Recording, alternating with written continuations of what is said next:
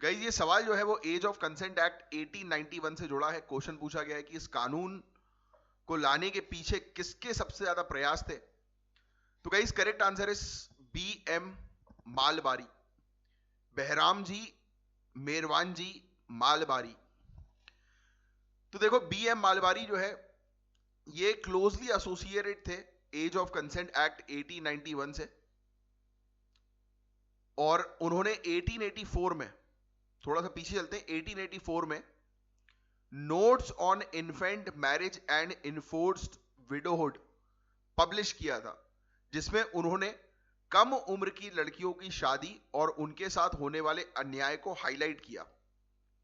उनकी निरंतर कोशिश और जन संवाद यानी कि पब्लिक डिस्कोर्स की वजह से ब्रिटिश सरकार पर इस मामले में एक्शन लेने का प्रेशर पड़ा और इस कानून को तैयार किया गया, और इस कानून ने लड़कियों के लिए सेक्सुअल इंटरकोर्स की एज ऑफ कंसेंट को 10 साल से बढ़ाकर 12 साल कर दिया था, irrespective of whether she is married और नॉट। है ना कि सेक्सुअल इंटरकोर्स की एज ऑफ कंसेंट 10 साल से 12 साल हो गई। अब दूसरे ऑप्शंस पे आ जाते हैं। बाल गंगाधर तिलक जी की। तिलक जी जो है वो इस कानून के खिलाफ थे। उनका मानना था कि यह कानून हिंदू सोसाइटी के इंटरनल मैटर्स में ब्रिटिशर्स का हस्तक्षेप है।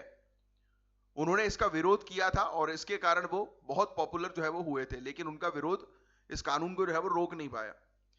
केशव चंद्र सेन वो ब्रह्म समाज से थे और सोशल रिफॉर्म में बहुत एक्टिव थे, लेकिन उनका main focus native marriage act 1872 या सिविल मैरिज एक्ट पर था, जिसके कारण शादी की एज जो है वो बढ़ाई गई थी। वो 1884 में ही गुजर चुके थे जब मालबारी ने अपना काम शुरू किया। स्वामी विवेकानंद जी का मेन फोकस धार्मिक और आध्यात्मिक सुधार, रिलीजियस और स्पिरिचुअल रिफॉर्म पर था। उनका सोशल रिफॉर्म में डायरेक्ट पॉलिटिकल इंटरवेंशन कम था। उनका एज ऑफ कंसेंट एक्ट 1891 से कोई सीधा संबंध था ही नहीं। तो ये याद रख, इस तरीके से क्लैरिटी के साथ चीजों को याद रखिए, और जो मैं पढ़ाता हूं उसके नोट जरूर बनाते रहिए।